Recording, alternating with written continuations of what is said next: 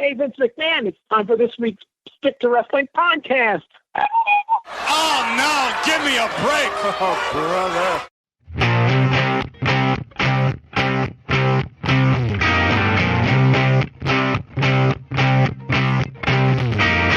Hi, everyone. Welcome to Stick to Wrestling. My name is Jon McAdam. I'm the host. This is a classic pro wrestling show where we generally deal with 70s, 80s, and 90s wrestling. We're doing 1983 in the WWF Today, Part 2. I always tell you, if you give us 60 minutes, perhaps indeed we'll give you a wicked good and rawbone podcast.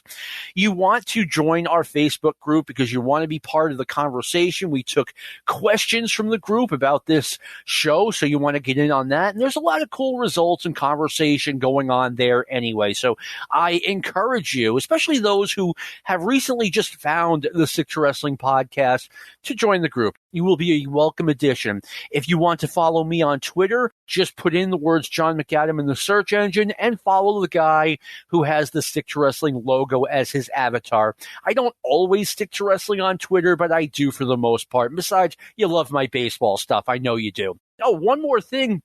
If you would like to donate to Stick to Wrestling, it is an ad-free, completely free show. You can PayPal me at prowrestlingarchives@gmail.com. No contribution is too small, and certainly no contribution is too big. I think if you are a billionaire, 10 million should be nothing to you for all this great entertainment. And I want to bring on my occasional co-host, Mr. Steve Gennarelli. Steve, we left off last week. I want to ask you coming in, what are your gripes? Do you have any gripes? No, I have no gripes at all. My life is just fine. But I want to thank Jon Boucher, our special guest, for joining us this week. Yeah, John, thanks for coming back. We're staying here. Thanks for having me. Thanks for having me back or letting me stay. However you want to look at it, I'm thankful, and I have no gripes with about anything that's happening at this very moment. My gripeless pair of people I'm talking to today. So yeah, we're gonna keep going with the WWF. Winter of 1983. Another reason to join the group, Jake Hammer threw out an interesting observation that Pat Patterson seems to be, or at least in theory, grabbing some more power because we're seeing a lot of guys who were connected to Pat Patterson in the San Francisco promotion in the WWF. We've got Rocky Johnson. We've got Mr. Fuji. We've got Magnificent Morocco. One guy we haven't talked about yet, Ed Wiskowski, was there. Buddy Rose. I mean, any thoughts on that, Steve? Yeah, actually, and not to steal Jake's thunder, but I think that was my point of view or my question I mentioned. Oh, no. All right, Jake's a great guy anyhow. But, now he's got a gripe. Okay. Yeah, I know I have a gripe, darn it. But all those guys had come from the Roy Shire system, or Ray Shire's system of wrestling. And I actually went to one of Barry Rose's great wrestling shows here in Lutz, Florida, a suburb of Tampa, and Pat Patterson happened to be there, and I didn't want to bother the poor guy. He was sitting there. Pat was sitting in this polo, and Jerry Briscoe was on the other side of the room, and the room was kind of cold, and Pat Patterson just sitting there all by himself. He's saying like, "Jesus Christ, it's cold." Like only Pat Patterson could say. So I went up to him and I said, Pat, of Roy Shires, Eddie Graham, Bill Watts, Vince, who was the best booker out of that group? And he just looks at me with that look on his face and just says, Vince. So he knows he's writing the checks, But I thought it was funny that all those guys had worked for Shires, and they all happened to be coming in right at the time that, I think Patterson was getting to be more influential. I know Monsoon was doing some of the booking and stuff, and this is before George Scott came in. So I think Patterson was probably involved in the booking with the Vince, the elder Vince and young Vince, and with Monsoon as well. And another San Francisco connection I forgot about was the Samoans. Yeah. I didn't include that in the group. But, I mean, WWF's getting overrun by these guys. John, I don't know if you ever heard this story. Pat Patterson says he got the Samoans into pro wrestling. He said they used to be two fans who would come to the Cow Palace in San Francisco, and if Peter Maivia or someone they liked was getting knocked around by the heels, these two would rush the ring, and security would try to stop them, and they would just, Afa and Sika would just toss these guys out of their way like nothing, and they would storm the ring, and Pat Patterson just said, screw it, let's train them to be wrestlers and get them out of our hair. Yeah, if you can't beat them, have them join us, I guess, yeah. It is very interesting, like with wrestling, we don't really know a lot of the time who was booking where at what point, and it's not like looking at the NWA board of directors for a certain year. You can't say like, oh, Crockett was president here, Eddie Graham was president. You don't really know. So it's sort of, you have to figure out, okay, let's see who's coming in and who's leaving, and sort of like figure out who was booking where at certain points. It's sort of interesting to try to decipher that. And this is sort of near the tail end of that, sort of where you wouldn't have to think about that very much as the territory sort of dying off one by one here. Yeah, I mean, that was, it was funny, the wrecking ball that was put through pro wrestling in the 1980s, and really only Vince McMahon Jr. was left standing. I recently heard George Schire on a different podcast talking about, wrestling and how all the changes happened in the mid 80s. And I really respect his opinion, and he's a very intelligent guy, but he's blaming everything on Vince. But if you look at the NWA as we get into the late 70s, into the early 80s, big chunks of it are really just falling apart on its own. I mean, Los Angeles, the second biggest market in the country, it went belly up and Vince bought them out. Detroit went belly up. I mean, you had these markets that went belly up well before Vince was doing anything. That was something that always fascinated me, and I've mentioned this on the show before, that, you had Los Angeles with no major league pro wrestling. It's the second biggest city in the United States. It's a huge city. You had Phoenix with no major league pro wrestling, and Vince was going to go out and fill that void. But I mean, and I'd like to have George on sometime, but if you're kind of new to this podcast, go back and listen to episode episode number 4. It's called "The Territories Are Dead and They're Never Coming Back." And it kind of gets into, it was inevitable that what happened. If Vince McMahon had never existed, there would have been either just one national major league pro wrestling promotion, or pro wrestling would have gone the way of roller derby. So if you're new to this, I invite you to listen to that podcast we recorded almost 5 years ago. Anyway, Boston Garden, WWF returns to the Garden February 5th, 1983.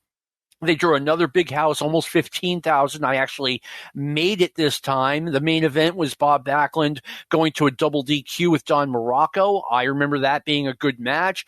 The Strongbows over the Samoans, which I by this point, I don't mean to beat this into the ground. I never wanted to see that match again, but I had to. And we finally got our big Jimmy Snuka versus Ray Stevens match, and Rocky Johnson defeats superstar Billy Graham in a match that was noticeably bad and went less than 2 minutes. But anyway, that's my wow. a minute and 50 seconds, John. I saw that and I was like, this has to be a typo. They have to mean 11 minutes and 50 seconds, but no, actually a minute and 50 seconds. Wow. No, I remember it being a bad minute and 50 seconds. I was also, I saw both guys as being stars. Superstar Billy Graham was WWF champion, and Rocky Johnson I always saw as a guy who was a legitimate threat to the NWA championship, and it was a little bit disappointing. But anyway, now, we talked about this a little bit last week. Big John Studd is having a body slam challenge. And, the money's going up every week. And I wish I had the audio for this, but I do not. Gorilla Monsoon, the week before he was supposed to make the body slam challenge, comes out and says, "I'm in the best shape of my life. I've been playing a lot of racquetball, and this makes me feel like I can body slam Big John Studd." Now, I think we're all around the same age, me, Steve, and Jon Boucher. I mean, racquetball, it's great if you are as old as Gorilla Monsoon was at this point. You wanted to keep in shape.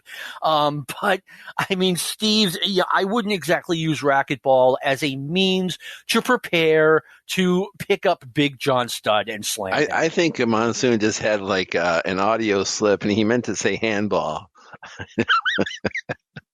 He might have said handball. I might not be remembering correctly. Well, anyhow, I mean, this was the all-Asiatic champion, Gorilla Monsoon. Obviously, he should be considered a number one challenger to be able to slam Big John Studd.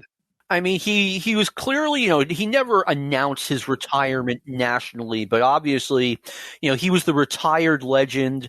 And I mean, John, I don't know if you've seen it. I have seen it. His attempt to body slam Big John Studd did not go well, and Gorilla wound up taking a few kicks afterward. Yeah, I love it. I forget what he's wearing. It almost looks like a pirate jersey or something that he comes out wearing. It's like number 17 on the back. Like, what's he, like a Lee Lacy fan? Like, what is happening? I remember Monsoon, like, kind of like a little dig at Studd too, like steps over the top rope. It's like, that's interesting. But this is like, this is an interesting little segment because it's the first time I remember that John Studd and Blassie were sort of like seemed nervous and like stalling for time in one of these. So it was the first real challenge for Studd, and he keeps pushing Monsoon away, trying to get him holding off, and eventually I think Monsoon shoves Studd back into the corner, and he bounces off the turnbuckles, and Monsoon sort of crotches him, gets him up, and then Studd grabs the ropes and ends up flattening Monsoon and puts the boot to him till Pedro and Tony Gurria, I think, make the save. Yeah, and it showed you two things. Number one, that, John Studd wasn't a friendly giant doing this out of the goodness of his heart. He is a bad person, and he will take cheap shots at guys trying to do his challenge. Quick vote. Do you guys want me to go on a Lee Lacy rant, or would you like me to hear what Steve has to say about the body slam challenge with Gorilla Monsoon? I'd rather hear about the Lee Lacy. It's obvious what they want to hear, Steve, and it's not me. Can we have both? Let's go with Lee Lacy first, please. Let's Lee Lacy first. I'll be really fast. Lee Lacy was the second baseman for the Pirates who couldn't hit, that turned into this left fielder for the Orioles who could hit. I wonder what happened there. Yeah, I do remember that. I remember Lee Lacy was like in a platoon with, who was in a platoon with on the Pirates? But yeah, Lowenstein. With the Orioles. But Lee Lacy. I remember one Yankees game I went to on a Sunday at the stadium, and I was devastated because Lee Lacy probably hit for the cycle or had a couple of triples, and the Yankees lost handily there. But getting back to Monsoon. Do you see how easy it is for this podcast to go completely off the tracks? I'm sorry. Go ahead, Steve. That's right. It's my fault. Blame it on the guest. No problem at all. No problem. Well, the thing with Monsoon was, I mean, he always had to like kind of put himself over in these angles. I mean, even the one where Vader squashes him, like 15 years after this. I mean, he always has to get his chops in and all this. But I mean, I guess once Studd got the better of him, seeing Studd emerge victorious over retired legend Gorilla Monsoon, it did help give Studd a little bit of a rub. We have to say that. Oh, definitely. And he was really the right guy to do that with, because you're not losing anything. You're not going to have Big John Studd versus Gorilla Monsoon as the feud. So it made a lot of sense. But anyway, my favorite Lacey's, number 2, Lee Lacy. Number 1, Lacey Underall from that movie from 1980 with Rodney Dangerfield. What was it? Caddyshack? Caddyshack, thank Classic. you. I think that movie was overrated. That's funny. You say classic the same time I say overrated. I remember seeing the theater. I just was blown away. I loved Rodney Dangerfield. I saw it in the theater, but the movie I thought has become a little bit overrated. Iron Mike Sharpe makes his debut with Captain Lou Albano as his manager. Now, the average person, when you bring up Big John Studd's name, remembers him as the TV enhancement guy in like 85, 86, usually losing as part of a tag team with the other guy doing the pin. But by that point, Big John Studd was no longer winning on TV. In 1983, when they brought him in with Albano, I saw nothing wrong with him. I as a challenger to Bob Backlund, I totally bought this guy as a one and done versus Backlund, the same way Killer Khan and Buddy Rose were. Jon Boucher, let's get your thoughts on early Iron Mike Sharpe when he first gets to the WWF. Yeah, when he first came in, I remember he was paired with Albano. He had just come off the decent runs of the Georgia Mid-South. And he was, as what they, a pushed entity, as they say, getting all the wins on TV with the loaded forearm protector guy there. Yeah, absolutely. I remember one of my first half dozen cards that I went to. Actually, he was set to challenge Bob Backlund for the WWF title at the Westchester County Center, and this was on December 28th of 1983. But much to my surprise and the surprise and shock of mostly everyone there, Backlund was no longer the champion. And this is another Iron Mike Sharpe tidbit. I've always wondered about this one too. I've never seen tape of this. Don't know if it exists. Don't even know if it was recorded. But apparently there was I think it was October of '83. MSG Iron Mike Sharpe wrestling Don Morocco in a rare sort of heel versus heel match. I've always wanted to see that match. I don't know if it ever exists or ever was recorded or will be released or whatever. But I've always been fascinated by that match or what was going on to have that match get booked at all. I mean, I don't know the backstory. Nothing happened on TV or anything like that. And they were both managed by Captain Lou Albano. Steve, do you have any light to shed on that? It just seems like the rug was pulled out under Iron Mike Sharpe. I mean, it's he was getting a decent push, kind of like the Rocky Mountain Thunder there from a couple of years prior. But I mean, Sharpe was getting a real push. They just stopped doing it. I wonder how much his OCD compulsions played a role in this. If they got tired of him, hey, the building's been closed down for 3 hours. Get out of the shower, Mike. If that's a part of it.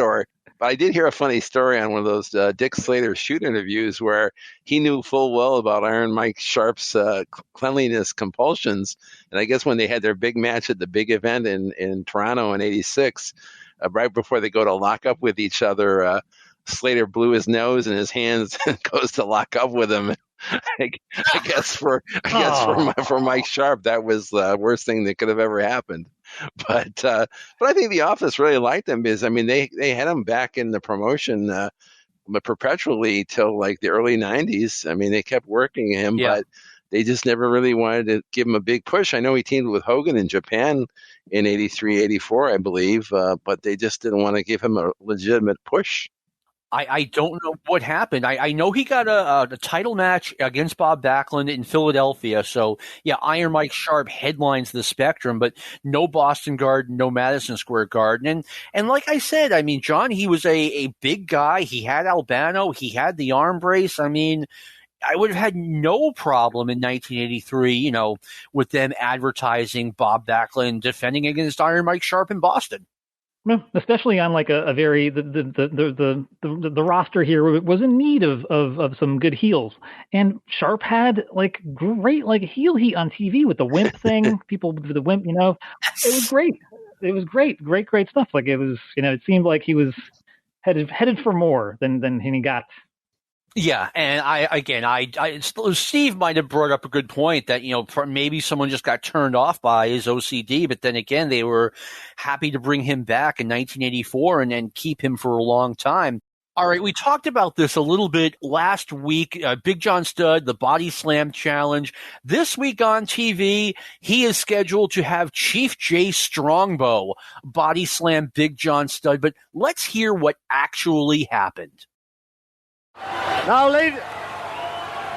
ladies and gentlemen, the Body Slam Challenge this week is up The money is up to $10,000. Here, manager Fred Blassie is holding the money, $10,000. And the challenger, ladies and gentlemen, the challenger this week, here he comes now. It is Chief. No, it's not. No, it's not. Ladies and gentlemen, it is like the challenger this week is, here he is, Andre the Giant. Oh, I can't believe it. Did you see the look on Stud's face? Joe McHugh not being particularly good at keeping surprises, or at least giving out the surprise. To me, you have to have either Fred Blassie, John Studd, or both. Like, just be at McHugh saying, "What are you doing? You were in on this? You wouldn't tell me?" And then have Andre, have McHugh run for his life and have Andre come out. And I'll tell you what, guys, I don't know when the last time either of you saw this angle was. John, I'm going to let you guess first, but Andre the Giant comes out to accept Big John Studd's body slam challenge. John, let's say you've never seen this before. What do you think would happen? I would think that Andre is about to get him up, and Blassie comes from behind with the cane and hits Andre. That's what I was thinking was going to happen. Steve, what would you think would be happening next? Well, as a young fan back then, and a very naive young fan, I'm sure. Yes, I would have thought Andre would have slammed him, because a lot of other people, came close to it, and here's Andre. There's no doubt that Andre's going to slam him. I mean, to me, this was it's hokey, fun pro wrestling that you absolutely know, especially given the monsoon situation, what was going to happen. And believe it or not, Jon Boucher guessed it, that Andre got him up, and oh no, Fred Blassie with the cane blast Andre the Giant, and now we have a feud ready to go that the WWF audience, that's the audience that they are. They like great big guys pretending to fight, and you've got this made-to-order feud that I think, no one's going to tell you that it was great inside the ring. It wasn't, but I mean, it's something the fans wanted to see. John, what are your thoughts on the whole two giants going at it feud angle? Well, first of all, my booking of this angle where Blassie hit Andre with the cane actually makes more sense than what actually happened. Because what Blassie actually did, Blassie came up with his pink and lavender outfit. Instead of hitting Andre with the cane, wrapped his arms around Big John Studd to prevent Andre from lifting him up, which I thought was hilarious. Like, he's got this cane right here.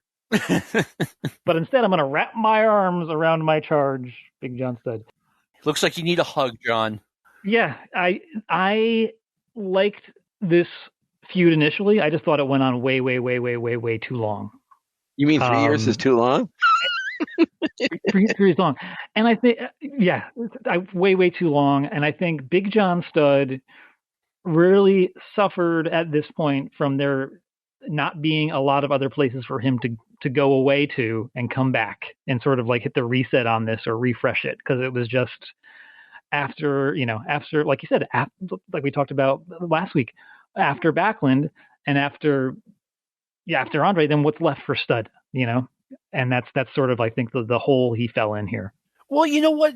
Counterpoint is that, 1984 now, the WWF is starting to expand into new markets that had not seen Andre the Giant versus Big John Studd before. I mean, I remember being taken aback that this thing was still going on in literally into 1986. And, but I mean, not everyone had been exposed to the feud like the people in the Northeast had, the three of us. I mean, at this point, I mean, Steve, what did you think of this feud? You know, when John was describing what had happened with Blassie, it was kind of funny. One thing he didn't mention was when Andre realized that Blassie had blocked the slam attempt. I think Andre went to slap Blassie, and Blassie did that move like, "Hey, feet, do your stuff." He tried to get his feet moving, but he couldn't really run, so he just kind of staggered and got knocked down, I guess. But one thing about this feud, one thing that was kind of interesting, while these guys are having this unending 100-year feud of theirs, I know in January, when expansion really started to begin heavily, they had this big battle royal in St. Louis, which I'm sure you guys remember, with like tons of stars in it. And Studd actually won it over both Andre and Hogan. And while Hogan didn't really have a major program that first year as champion, oftentimes he was pitted against Studd in a main event program throughout the country. So that was really, I think, kind of based off of that battle royal in January of '84, and the Hogan, not the Hogan, but the Andre Studd feud just was always there on the back burner, always ready to be brought back to main events. Yeah, I mean, you could, again, you're breaking into a new market, whether it be Atlanta, Miami, Dallas, whatever, and you could have Hulk Hogan against this guy who's even bigger than Hulk Hogan. So if that's the audience you're targeting, it totally makes sense. All right, now let's talk about the February 18th Madison Square Garden show. Once again, the kind of the heart of the old WWF. Which, I mean, those days would be gone very quickly. 5 years later, Madison Square Garden just wasn't as big a deal as it once was, thanks to pay-per-view mostly. But let's hear from Mr. Fuji talking about his match at Madison Square Garden February 18th, again, for review purposes only. Did he have you worried at any time during that match? Never. Mr. Fuji is fearful of opponent. Yeah. You see, Mr. Fuji has mind of million fans. Yeah. Me, Yeah. Japanese, very superior. But he was throwing you around like a sack of Japanese potatoes in the beginning. No make nothing difference. I use Japanese psychology. Yes. And Japanese very smart. Japanese economy number one. Yes. America down. Now Japanese up again. He has defeated you in the past. He can defeat you again, can he? Never happen. Yeah? Never. Okay. What are you thinking? Yeah. But Mr. Fuji never thinking. Sayonara. Well, all right, you won this time. Congratulations. All right, here's where the show starts. Jose Estrada pins Kurt Hennig, which is kind of mind-blowing. Johnny Rodz defeats Baron Mikel Cicluna, two longtime WWF heels. Mr. Fuji on this night defeats Tony Garea. Fuji had been thrown around, as Cal Rudman said, like a sack of Japanese potatoes. I'm not sure what that means, Steve. Well, Cal Rudman, I think, in his own way, has kind of become the who's the guy on the Larry Nelson on the AWA. Larry Nelson has kind of become a cult favorite, I think, because of the 605 Super Podcast. I think Cal Rudman, for the same reason, has kind of become a cult favorite. But when you look back on it now, I think Lord Alfred Hayes really supplanted Cal Rudman as the kind of the backstage interviewer starting in about 5 or 6 months, or actually I think Lord Al was there when the Backlund lost the title. So right around that time, Alfred took over for Rudman. But these interviews are really kind of fun to watch in retrospect all these years later. I have ladies and gentlemen, you were like not even 10 minutes away from Cal Rudman turning into Larry Nelson, like an even crazier version of Larry Nelson. You don't have very much longer to wait. John, any thoughts on either Cal Rudman, Mr. Fuji? I mean, Mr. Fuji always got a really bad rap in the Observer, in the wrestling underground. But Mr. Fuji was a heat magnet in the WWF. I mean, in my opinion, he's been here a little bit too long by now, but he's still very much a sinister heel. He really was. And if you go back and you watch like any of those old like MSG cards, or even more so like the Philly Spectrum cards with him, like him and Saito from a few months before this, on paper, like a Fuji Saito against Jules and Jay Strongbow sounds like a snooze fest. Watch it with the Spectrum crowd in 1981-82, and it's the most exciting wrestling you'll have watched in at least a month. The crowd is super into it. He served a purpose, and he did that really, really well.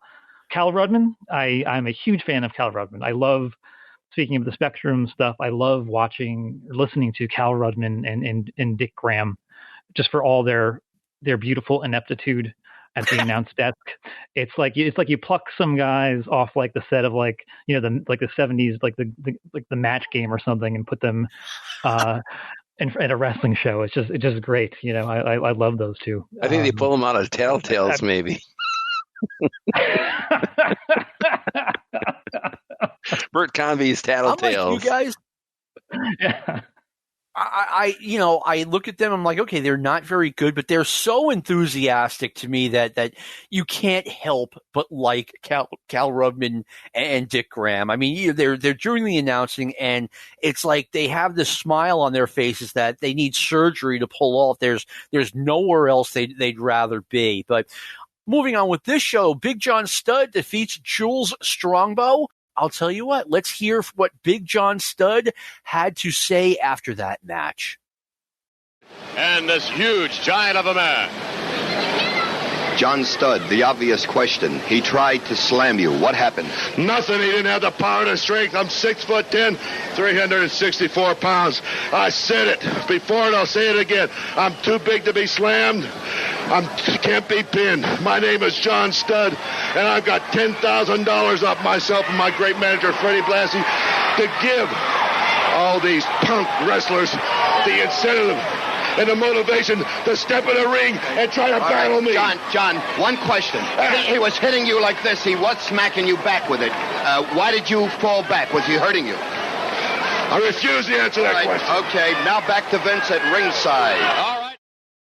Once again, for review purposes only, Cal Rudman isn't even beginning to entertain you at this point. Let me see. Ray Stevens defeats Chief Jay Strongbow.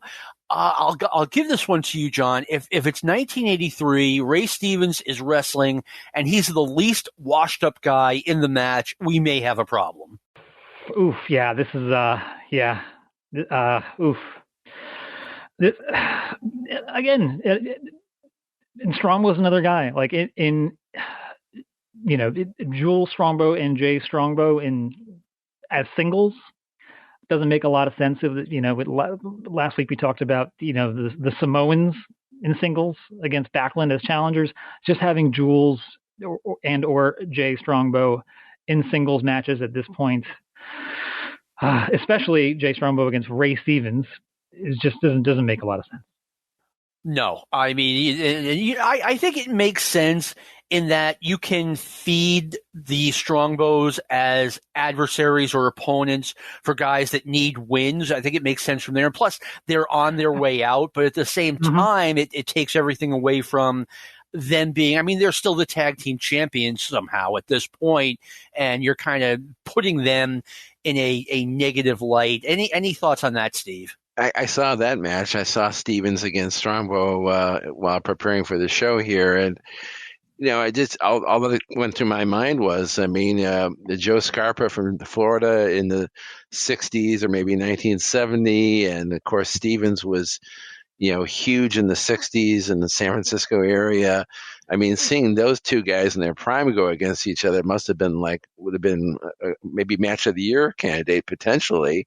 But seeing them in this time frame with Strongbow with his dyed hair and his bald spot and a big gut, and Stevens looking the worse for wear, it was just kind of sad. It really was. Yeah, I mean, just and I've mentioned this on the show before. I mean, the end of Chief Jay Strongbow's career, I think, should have gone out with a bang. He absolutely should have had a retirement match at Madison Square Garden or something like that. I mean, not even for him as much as for the fans of Strongbow, but they didn't. He just kept sliding further and further down the card, doing jobs on TV, and it was not fun to watch. The main event, Madison Square Garden, February 18th, 1983, the rematch between the Magnificent Morocco and Bob Backlund. It goes to a double disqualification, but let's hear what Magnificent Morocco had to say before the match. We have here, ladies and gentlemen, is perhaps the most confident #1 contender in World Wrestling Federation history, Magnificent Morocco. Any comments before tonight's matchup? So many times, children on the street growing up, basketball players, boxing, wrestlers, every field of sports knows the epitome. The top you can get is to be at Madison Square Garden in the middle of the ring in front of 25,000 people. So many times I've been there.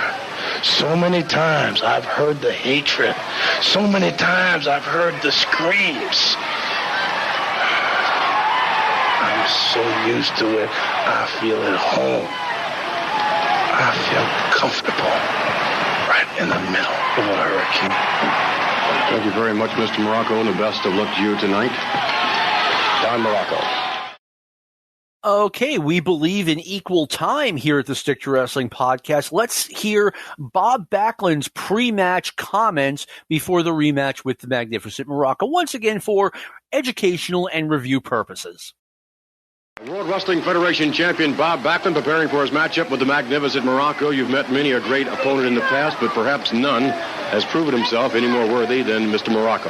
Yeah, I think he's a tough man. I know I'm going to have to give it all I can tonight, and there's a lot built up between us, a lot of hard feeling, but, a lot of people say he's going to beat me. A lot of people say he's got my number, but I'm not going to let up now. The people in New York City, all over the world, have always been right behind me, and they're important to me, and by golly, one way or another, whether he beats me or not, I'm going to go in there and fight to the last end. Very best of luck to you tonight. Bob Backlund. Thank you. All right, those are the pre-match interviews. Of course, Bob Backlund and Magnificent Morocco go to a double disqualification. And ladies and gentlemen, we have a post-match interview by Cal Rudman. And for review purposes only, take a deep breath and get ready for this one. All right. Yeah. How can you feel? Yeah. I feel good. I knew me and the captain all the time. Yeah. All the time. We had the strategy. Yeah. We knew he couldn't handle himself. Yeah. We knew Back was going to get mad. Yeah. He can't go. See, when it gets really rough, when you got a dude as big and bad as me, Bobby Backlund, you can do step tests all night long. You can do workouts all night long. You can do whatever you want to do all night long. But you ain't, Captain. All right, Captain. That was for you, brother. We knew on the films. We knew what it was like. The Captain's my man. What are you going to say, brother?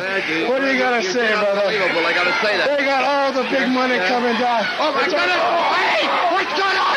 Call security! Call security! Call security! Call security! Get out there! Put him off! Put him off! Call security! Where's security? Hey! Come on! Hold it! Hold it! Hold it! Call security! Call security! We'll be back, ladies and gentlemen, with more pro wrestling, hopefully in the ring. Well, obviously what happened, Morocco was doing his post-match interview in the dressing room, like right where you enter the dressing room. And as he was talking, you could kind of tell that he's kind of saying to himself, okay, when is Bob Backlund going to attack me from behind? And Backlund did attack him from behind. And Larry Nelson watched that and he said, man, that Cal Ripken dude needs to calm down. It pains me that I have to wait 12 days for that between now and that coming out, because that was something else. John, give us your thoughts on this whole crazy Morocco Backlund Rudman thing. Oh, I I'm a big fan of. And they didn't do this very often with these little altercations there in the little hallway there, entranceway to the ring, to the locker room there. I remember they did one, maybe like a year and a half later with the Iron Sheik and the Sergeant Slaughter that had a lot of swearing too. I thought that was like very cool. I was like, oh my God, there's like they were effing each other up and down. It was great. A lot of swearing, great. I love this too. You see everybody coming and break it up. You see Kurt Hennig is there, I think, and I think you get a little glimpse of Vince Sr. in the very, very quick Vince Sr. sighting. So that was kind of cool. I love this stuff. I love the one of the many lost arts of wrestling is a really good pull-apart brawl. I love a good pull-apart brawl. And this is especially in the dressing room where it looks real, and you've got the hysterical Cal Rudman, which makes the thing even better. Yeah, I love a good pull-apart brawl. I love Cal Rudman, so I love this segment.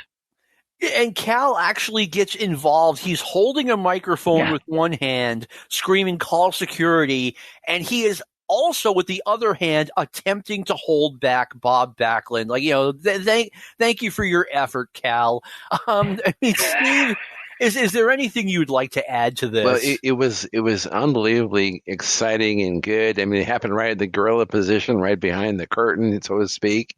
And this, like John just said, this would rarely be used. I mean, we see it on today's wrestling all the time now, backstage vignettes, backstage interviews, craziness backstage. But in this time frame, not so much.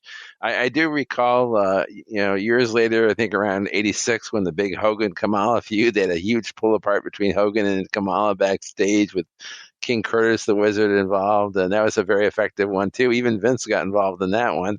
But this was really effective, really exciting, and it really added another depth, another level to this big war between Morocco and Backlund. You really believe that these guys hated each other and they were fighting over the most important thing in all of sports, the WWF Championship.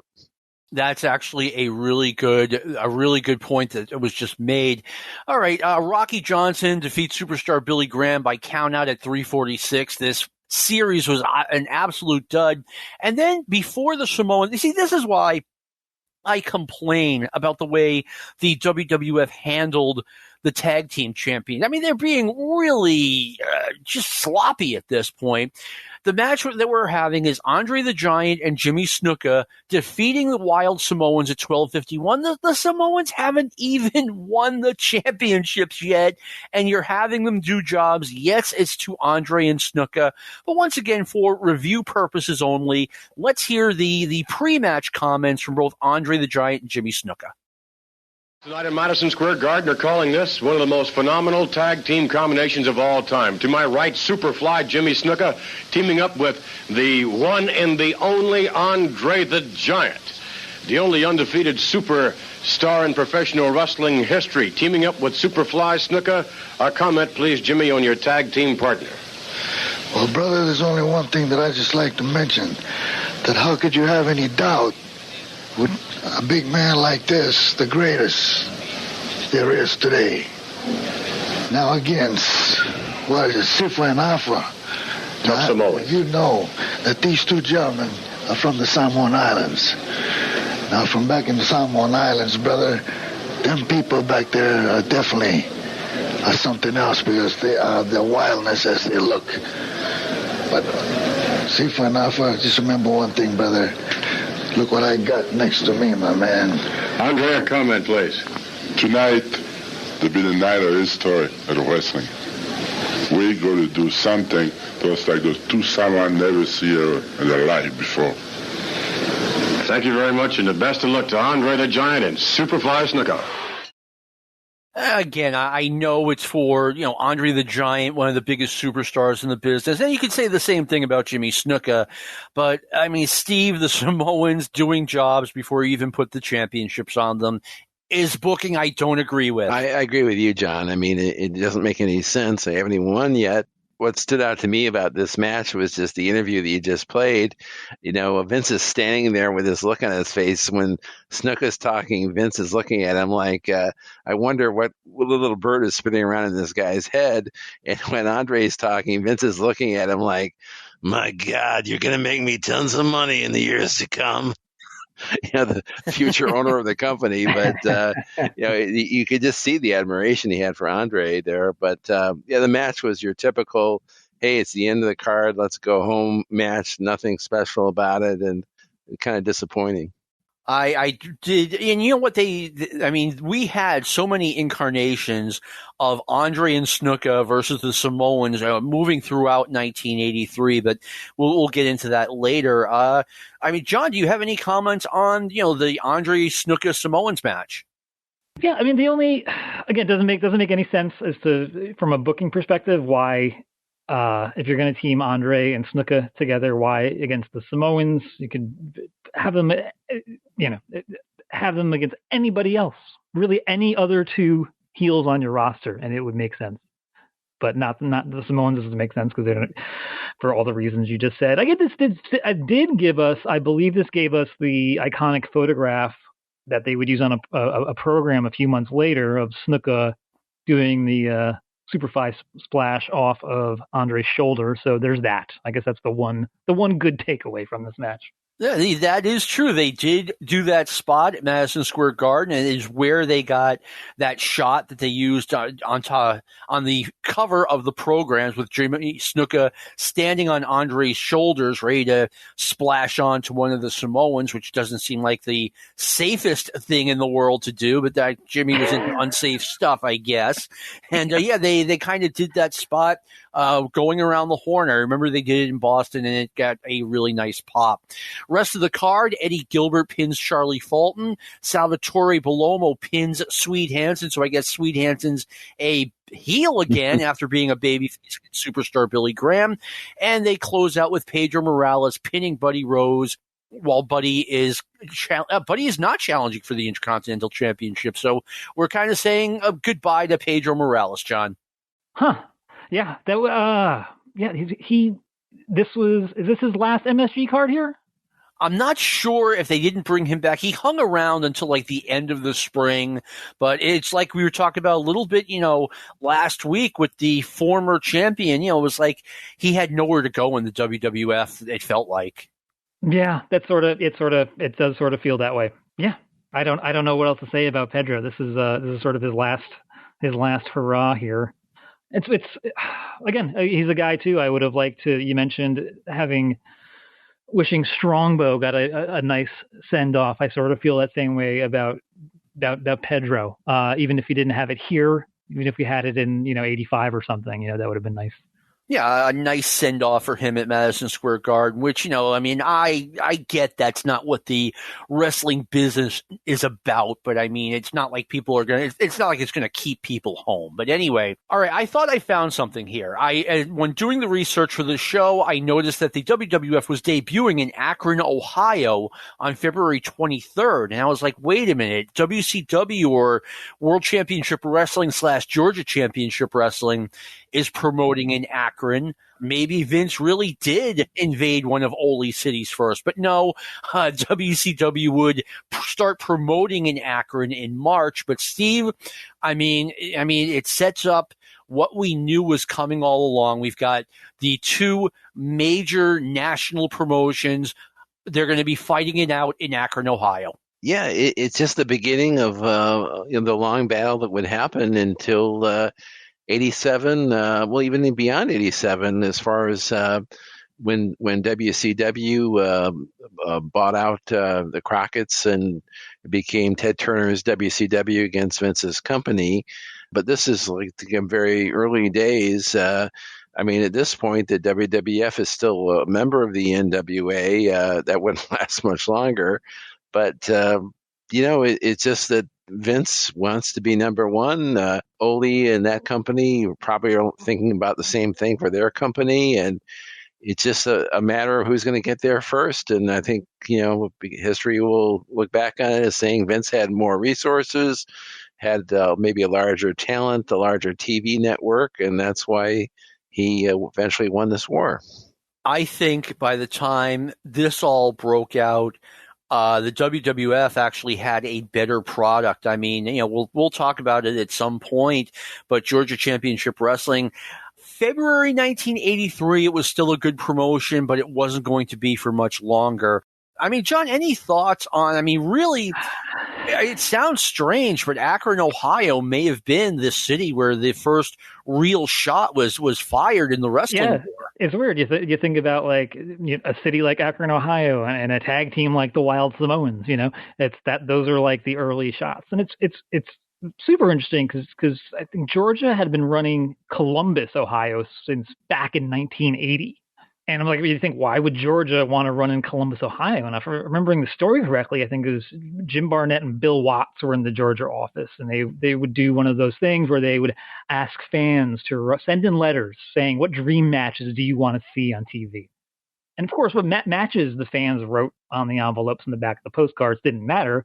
What they wanted to see was the return address and the postmark on those letters. Where are these letters coming from? And there were enough postcards and letters from Columbus, Ohio, people, burnt out on the Sheik's promotion, that they strategically started to run there, I think monthly or whatever. And, and Akron, a little further northeast, just an hour and a half, hour 45 from Pittsburgh, and that was the next stop that them and Vince started doing. And it's really interesting that the cable, when you talked a little bit about how you last week, WOR was removed from your cable station in 83, which is shocking to hear, because people, you talk about cable and how TBS was seen everywhere, but I think as far back as, was it 79, WOR was also a quote-unquote superstation being distributed to some cable and whatever, C-band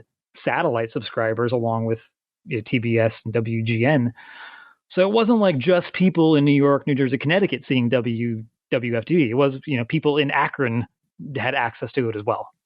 Yeah, and I don't know the specifics, but you would think that Vince McMahon by this point is looking to expand his syndicated program. But it's like you said, John, the WWF had been running Pittsburgh since the beginning of time. Akron's only about 90 minutes west. Why not?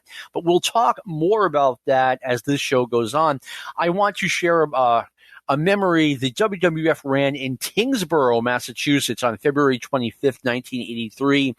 Tingsboro is literally, I'm on one side of the building I live in. If I went to the other side and looked out the window, I would see Tingsboro. And my friends and I walked to this show. So that was a first. The main event was Jimmy Snuka and the Strongbows versus Don Morocco and the Samoans. And we all walked in there saying, wow, Jimmy Snuka and Don Morocco, that's a dream match. And we hope they eventually do it. And yeah, they eventually did it. Wow. But the main takeaway from this was, number one, I saw Pete Sanchez and Johnny Rods get out of the car, and I just went over and, shook their hand. Hey, guys, I'm a big fan. And it dawns on me, and I did not have enough of a filter to just say, oh, don't say that. I'm like, oh, yeah, I saw you guys wrestle each other a couple of weeks ago, I think at the Boston Garden, and they just got right the hell away from me, right? I didn't even I just kind of put the two and two together really quick and said something dumb.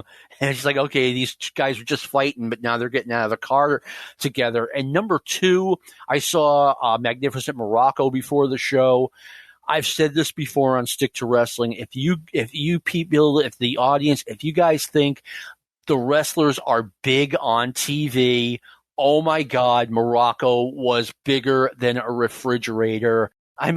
Steve, have you ever had that where you're like, oh my God, I can't believe how big this gentleman is? Yeah, I've seen that. In fact, I'll give a good example of that. I live in Tampa, and one of the most famous local athletes here is Mike Allstott, who used to be a fullback for the Buccaneers, all-pro running back for the Buccaneers for a long time. He won a Super Bowl champion here, and big guy. Real big guy. But years later, I think I was at a Lightning game. It might have been a playoff game, and he was well remembered in the area for being such a star football player. So he's coming out on the ice at a Lightning game with Hulk Hogan, the two of them together, and Hulk Hogan looked like, this is like the dad and Mike Allstott was the son. I mean, it was just so much bigger, and it just shows the wrestlers are just a lot better than even like a large regular athlete. Yeah, I mean, you know what? I've mentioned this on the show. I mean, I grew up in an apartment complex where New England Patriots players lived, and I'm sitting there going, "Oh my God, Morocco is a big guy." Like he was, like I said, you're just like, "Oh wow, this guy's superhuman." John, do you have any recollections like that?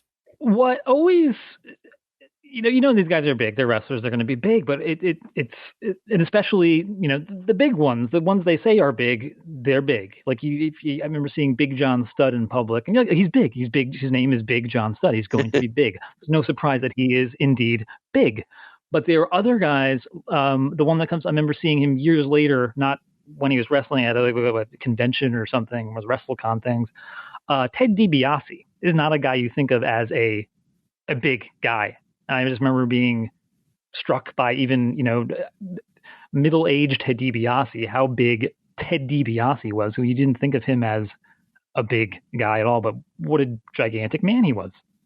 And that was the one that stood out to me. I'll give you guys one more example of that. I went to this wrestle reunion here in Tampa, and that event I think it was like 2005. Pretty much anybody who in wrestling was there, and I saw Bob Orton, who happened to be an extremely friendly, nice guy. He is staying there next to this huge wrestler who I just couldn't identify. But this wrestlers are right about Orton's size, maybe a little taller. I couldn't recognize him. It turned out it was missing link, Dewey Robertson, but he was huge, a huge man. Huh.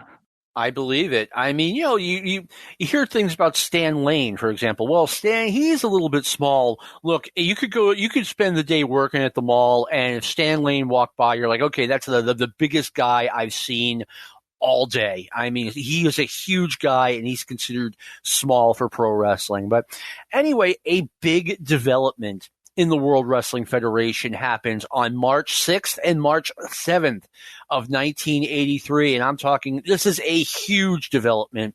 The World Wrestling Federation debuts in San Diego on the 6th and in Los Angeles on the 7th. And to me, this is, Titanic, pardon the pun, but now the World Wrestling Federation is flying their wrestlers. They're not moving over one town. Oh, we're in Pittsburgh. We might as well go an hour and a half west to Akron. Now they are debuting literally across the country, two cities that sit on the Pacific Ocean, San Diego and Los Angeles.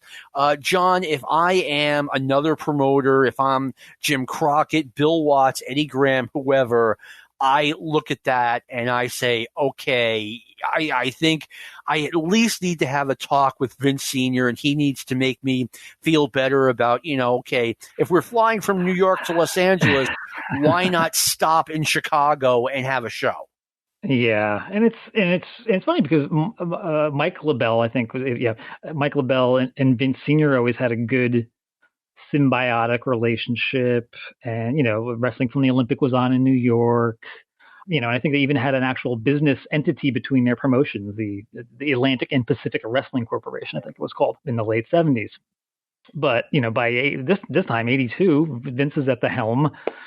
LaBelle's promotion is not doing great, and I think Vince ends up buying the rights for the LaBelle's territory or somewhere in the neighborhood of $500,000, and for another $500,000 bought the rights to the Atlantic Pacific Wrestling Corporation, which included the LaBelle McMahon Sr. TV setup.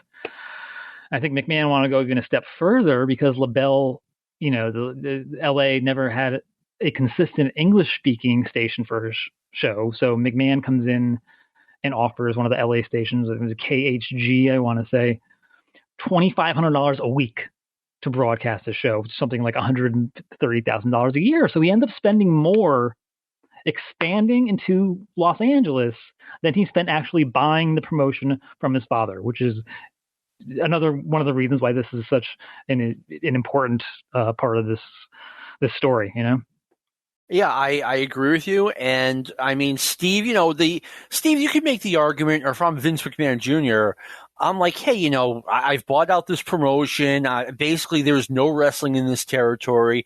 You guys have nothing to worry about. I'm not going to come invade where you're already promoting.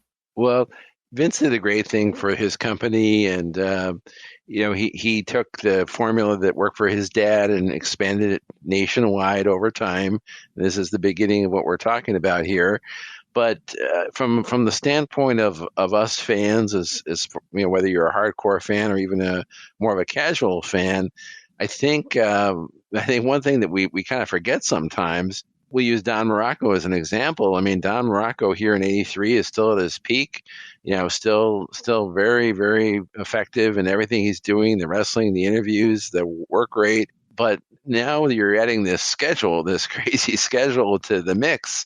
And pretty soon, as the years would roll out, these guys are just, gone are the old days of the 200-mile car ride where the guys could talk over their matches and their work rate and what have you. And, hey, would you try this move, or did you know how to do this? And now the guys are on jets flying cross country back and forth to Toronto to Tampa and vice versa. And they really lost something with all those changes. Gone were the car rides where they could talk about how to work better. Gone were the few hours of extra sleep they could get. And I think that the guys just eventually got also burned out that unless you were like a Bret Hart who was, obsessed with his performance, or Randy Savage, a lot of these guys just got so burned out their work got bad, and the travel was so hectic it really killed their work rate. It wasn't like they wanted to work bad. It's just they had nothing left to give to their bodies anymore. Forgive me, everyone listening, if you've heard this story from me before. I mean, Kamala, the Ugandan headhunter, once told me that as far as he was concerned, his job was to get to the arena and get out of there in one piece. He did not care about anything else, and that was kind of the mindset. It's like, we have to wrestle, 350 times a year, sometimes twice on weekends, and it's our job just to get out there and show up and not take any chances as far as, possibly getting injured and either, losing money or having to travel around on crutches.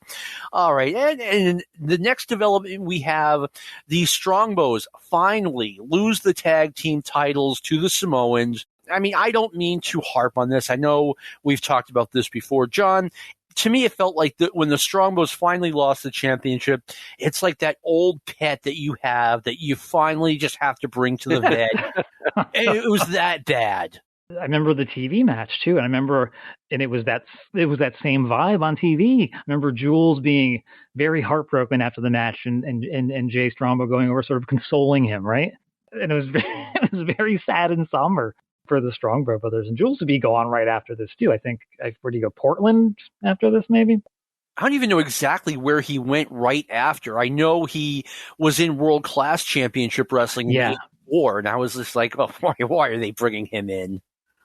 But it's interesting. Like the Samoans, we mentioned this a little bit earlier, like them sort of defecting back to the WWF here without notice is another one of those sort of like first shots in the wrestling war. So it's like one of those little, not a huge thing. Like, it's not like they're poaching Hulk Hogan quite yet, but it's one of these little things that wouldn't have happened. You wouldn't have seen happen maybe 2 years ago that you see happening now. So that's sort of the weird subtext behind this title change, I thought, Yeah, I agree. I mean, the Samoans, I've always said the Samoans leaving Georgia without notice was really the first shot, because back in the day, one promoter would call the other up and say, hey, can you finish these guys? He's starting with me in 6 weeks. And, Vince did not give Ole that notice. And it felt like, looking back, it felt like he was definitely almost poking Ole with a stick. Like, oh, you want to treat me like the promoter's kid? Well, here you go, Ole. Any thoughts on that?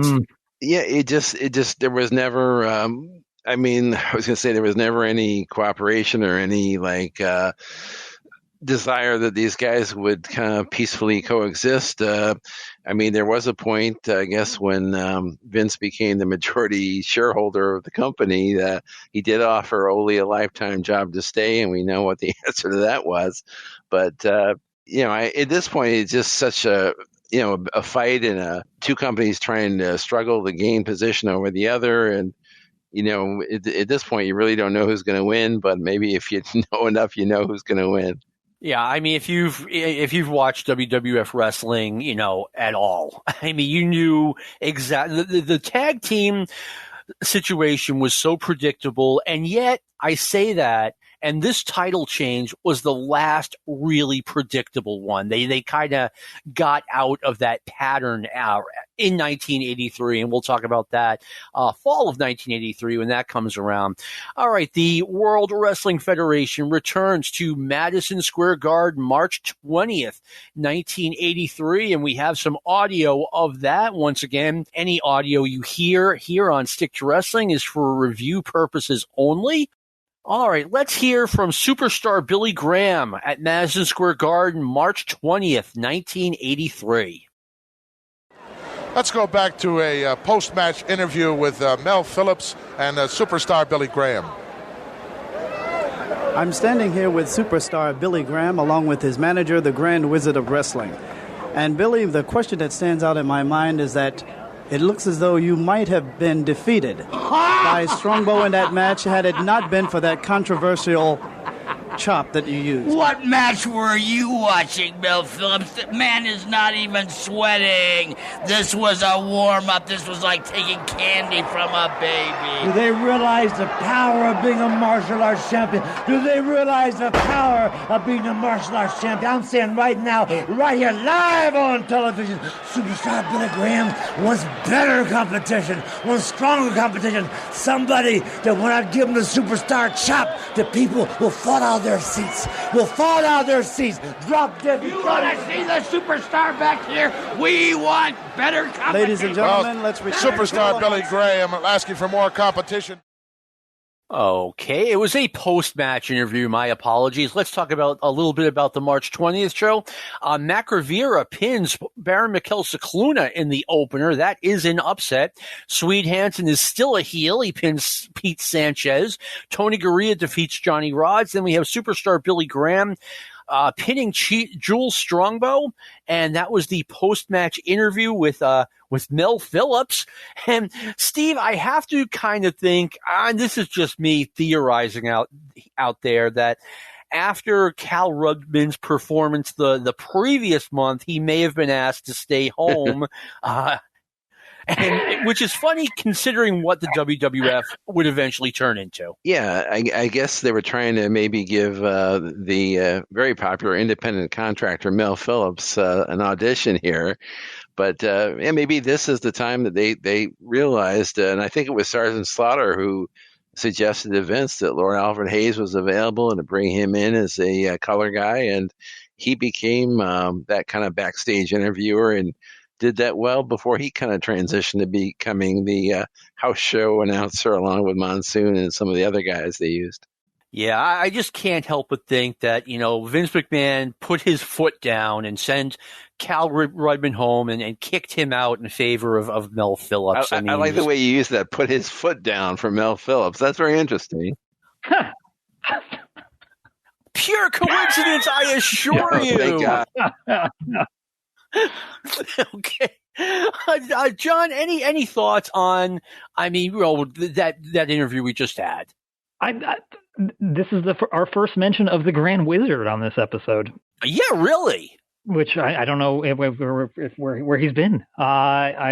He was one of my favorite managers when I was younger. I love the Wizard, and it was great to see him. And I love how at this point in his career and his promos, he seems like he is using every ounce of energy in his body to yell.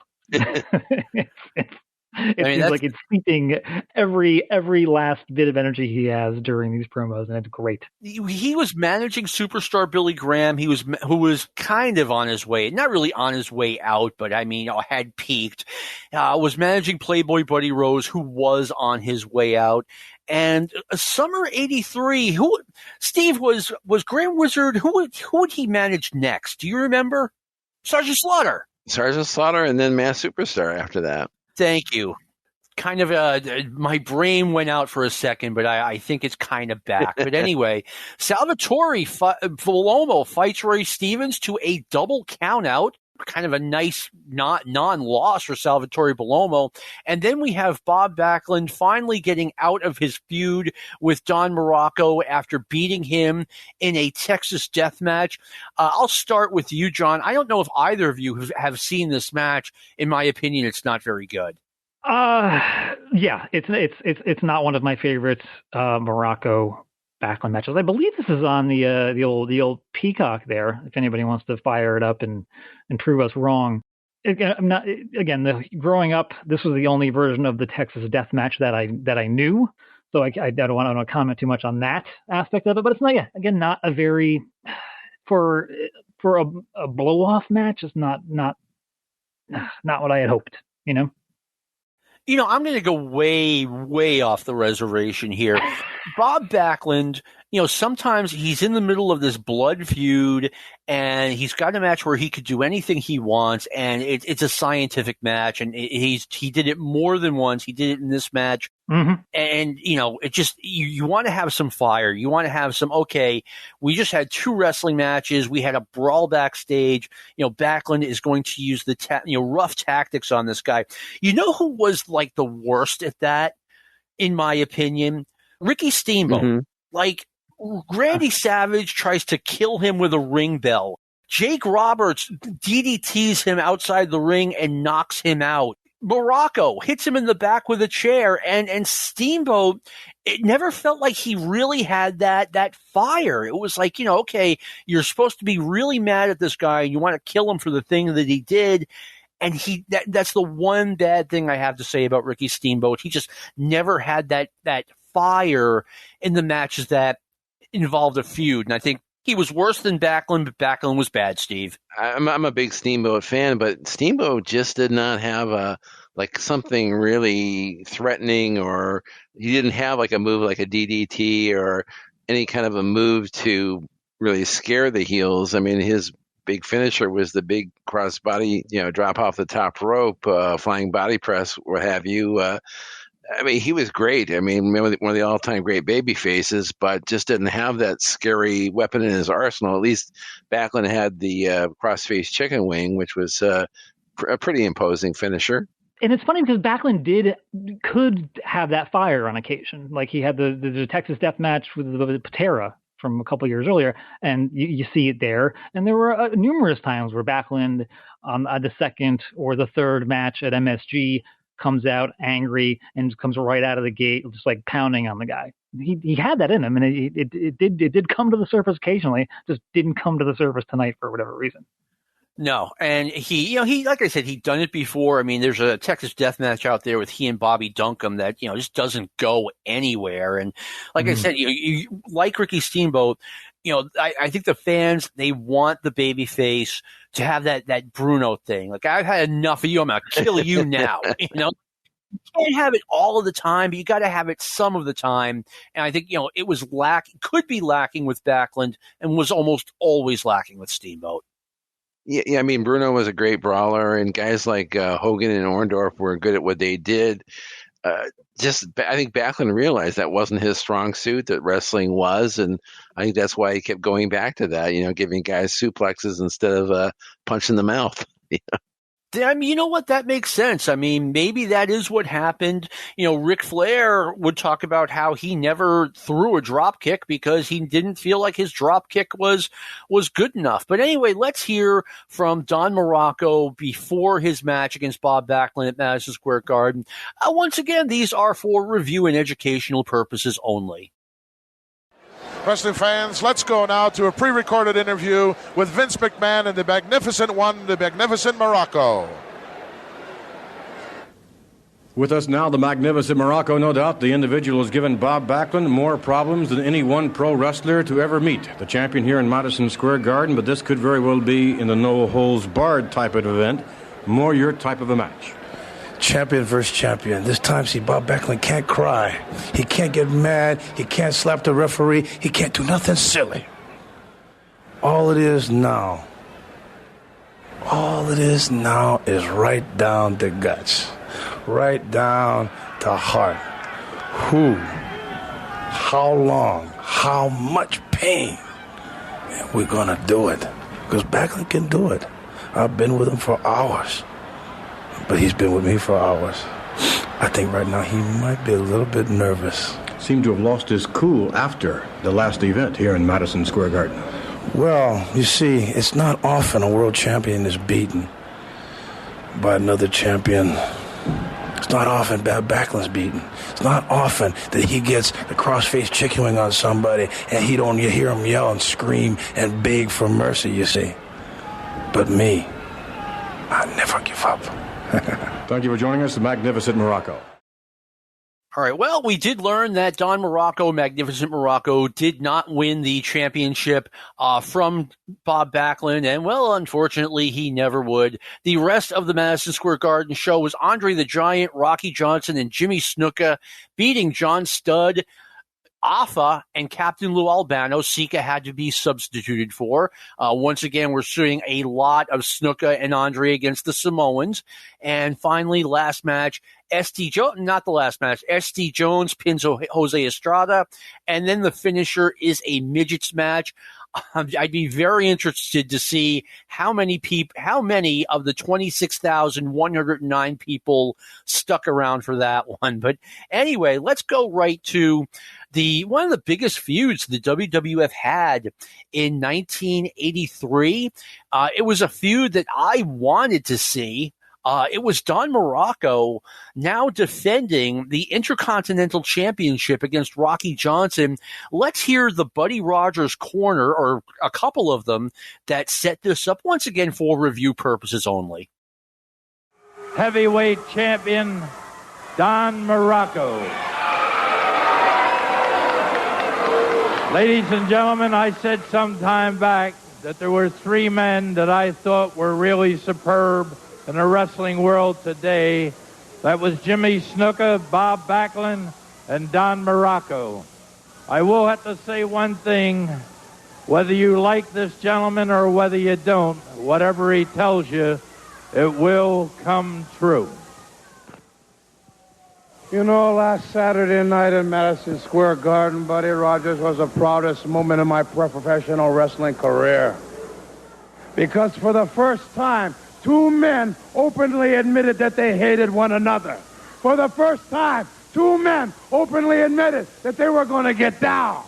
But for the first time, Pedro Morales and myself proved that hatred is real and you're not afraid to say it.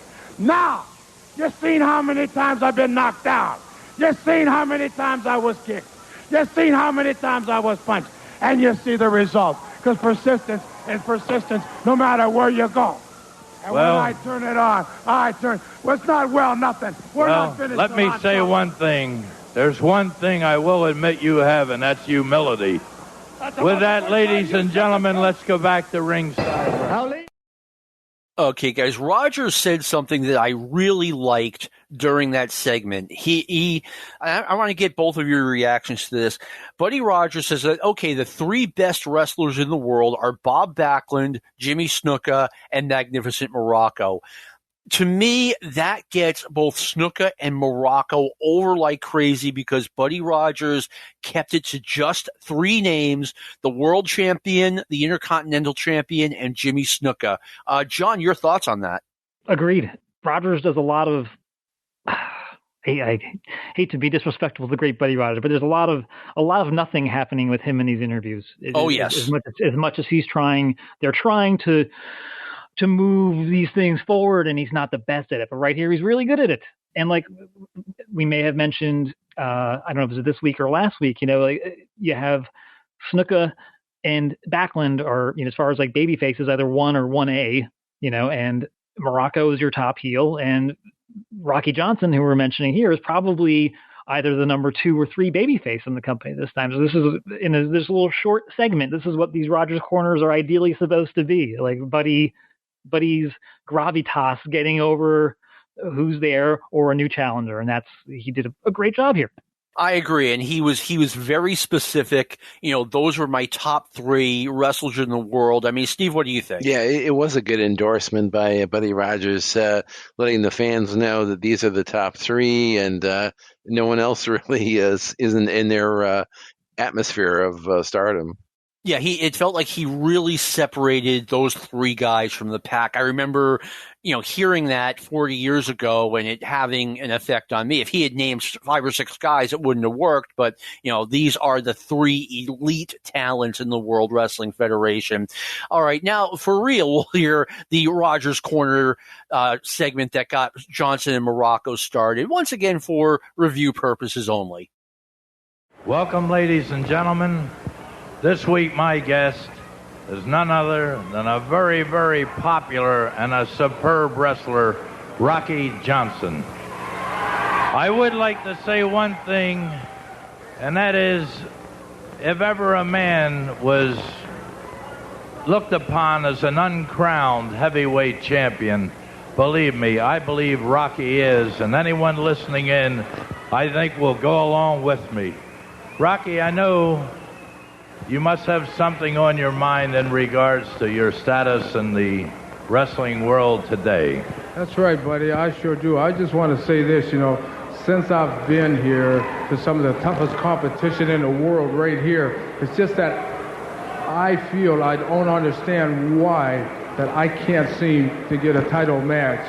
Now, I've been very fortunate and defeated everybody I've been put against, and I feel that I should be in line for a title match, whether it be with Bob Backlund, which I respect as a great champion, whether it be with Don Morocco.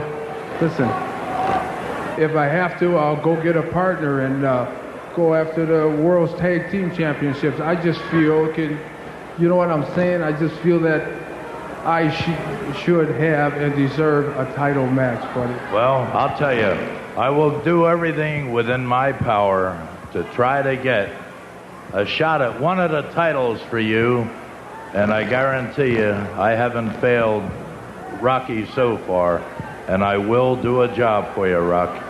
With that, ladies and gentlemen, we'll go back to ringside wrestling. Buddy Rogers is going to use a little bit of his influence to get Rocky Johnson a title shot. Now let's move to the next week's Rogers Corner segment with the Magnificent Morocco. And once again, for review purposes only, here is Don Morocco and Buddy Rogers Corner. Welcome, ladies and gentlemen. This week, my guest is the Intercontinental Heavyweight Champion, Don Morocco. As I told you people that I would try to get Don out here on my corner to see what I could do about maybe getting a match with Rocky Johnson. I will say one thing. Don, you did promise you'd be here, and you are here, and I appreciate that. But there's one thing I do want to come around to, and that is, when do you think Rocky Johnson could get a match with you? First of all, who appointed you matchmaker in the first place? That's right. Rocky. Nobody appointed me a matchmaker. That microphone. That's right. Rocky Johnson has yet to prove himself in the WWF. I beat a heck of a man in Pedro Morales. And I proved myself against all the finest competition up and down the world. I am the finest wrestler to set shore on the East Coast, West Coast, United States, or the world. You talk about wrestlers, Rocky Johnson isn't fit to carry my luggage to the airport. Rocky Johnson hasn't worked his way up. Rocky Johnson don't know the first thing about wrestling. Rocky Johnson don't have the moves I do. He doesn't have the friends I do.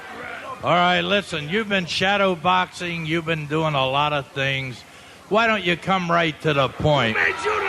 Why don't you? All right, let me ask you something. Let me say this, Morocco. You won the belt in front of 22,000 people in Madison Square Gardens. That's right. Well, then why don't you give me a chance to win it right here on TV in front of 22 million people? Well, come on now, Don. Let's get it up or shut up. Are you the champ? Are you this great Don Morocco? Can he get a match? Let's hear it. Anytime you want. I'll be here next week. Shut up! Ladies and gentlemen, hear this. I can tell these people that this match is made. All right, there you have it, ladies and gentlemen. You have that match right here next week. With that, we'll go back to Ringside Wrestling. See how easy Buddy Rogers can create a title match? Guys, the Intercontinental Champion, we talked about this. It had only been around for about 4 years, even less than that.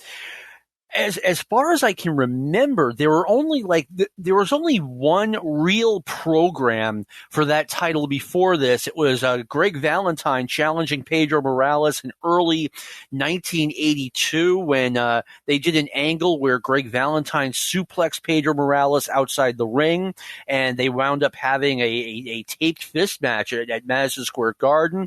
But this is only the second time we've actually had like a real program. Like, wow, Don Morocco is defending this title with a storyline behind it against Rocky Johnson. I mean, John, share your thoughts with us. Yeah, and for me, that was the whole creating a secondary title like this. That's the whole point of the secondary title, is to have, if you have your babyface champion, now you could have a heel champion. You have something for your other baby faces to do. That's the whole point of having this secondary title. Why not put this on TV? Especially two guys like Morocco and Rocky Johnson, who are two of the more talented guys in the company at the time. It'd be a shame not to put these guys together, in some form, especially on TV, like they're going to do here. And this match was interesting. the TV match that they had here, but we can get to that in a minute. But yeah, I mean, the Intercontinental Championship, by this point, I mean, it really got Pat Patterson over to a new level. It got Patera over to a new level. Morocco, maybe more than anyone, just put him on a different plane. And yeah, Pedro Morales, okay, he's a much bigger deal than the Ivan Putskis and the Tony Atlases who don't have the title yet. Now, I mean, Steve, this is the first time, or the second time, they're really focusing a feud around the championship. Yeah, these are two guys from the West Coast. They'd had big runs for Roy Shire's promotion. Rocky Johnson is, looking back on it now, he's probably one of the guys that they could have used better and more efficiently and gotten more mileage out of. To me, he was a great singles competitor. And the fans were really into him, maybe not at Snuka level, but maybe the next level down. And I think he was really popular. And yeah, I'm glad he got the run with Atlas after this, but I almost wish he had stayed around longer as a singles competitor. I can see that. I mean, Rocky Johnson, he was a charismatic guy. He got over right away. He was a fresh face in the World Wrestling Federation. Now, I'm guessing both of you guys have seen this match. Steve, let's start with you. They had the match on TV the next week. What were your thoughts on the match itself? It was an excellent match. Morocco, it's just, I mean, he was just so over at the time. Anybody he would work with would get the rub from him. It definitely showed the fire that Rocky Johnson had, which was really, he had that real good, kind of the opposite of Backlund, really good baby face heat as far as just, really good with his comebacks and really good brawler in the ring and great drop kicks as well. These two are really a good match for each other. I agree. And, coming in, I mean, I kind of knew that, okay, we're going to get a Don Morocco or Magnificent Morocco versus Rocky Johnson feud out of this. John, I thought it was a really good match. I wasn't crazy about the finish. What did you think?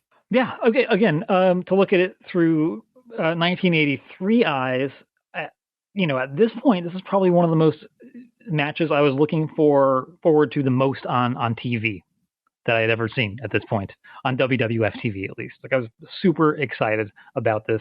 And when it was over, you're sort of left with the feeling that Rocky Johnson is the new Intercontinental Champion. Because they have like the finish. I think Rocky has him in the abdominal stretch, right? Yes. Albano gets on the apron or in the ring, bell rings, and that's sort of, and Patterson and Vince, sort of their commentary sort of lead you to believe that Rocky is the new champion, which he is not, which bummed me out a lot at the time. One thing I did not like about the booking here is, I mean, when was the last time someone submitted on television to the abdominal stretch? It just was a move from a time gone by. And if it were me, I would have used like a Boston Crab or something.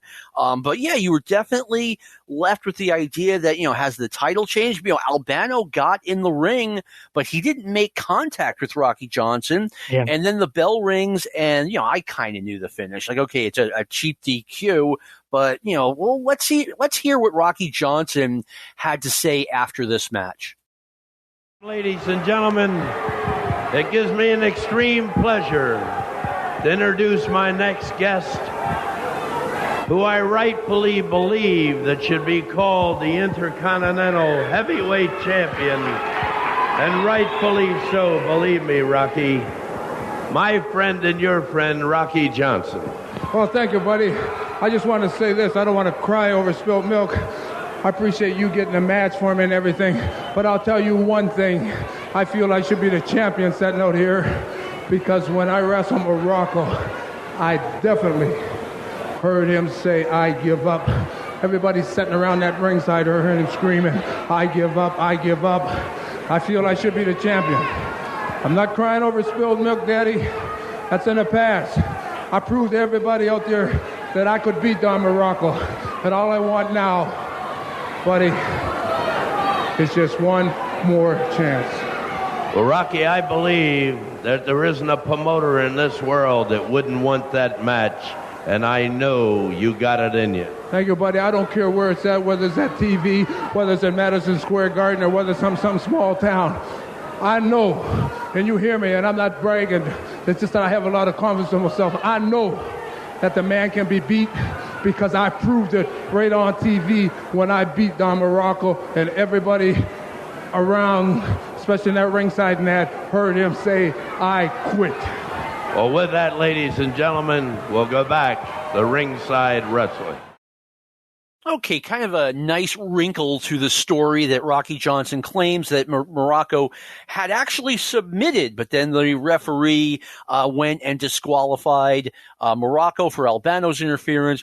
Rocky Johnson and Don Morocco then went around the horn defending with Morocco defending the Intercontinental Championship, and we'll talk about that the next time we run down the WWF in the spring of 1983, and we'll do that probably about 8 or 9 weeks.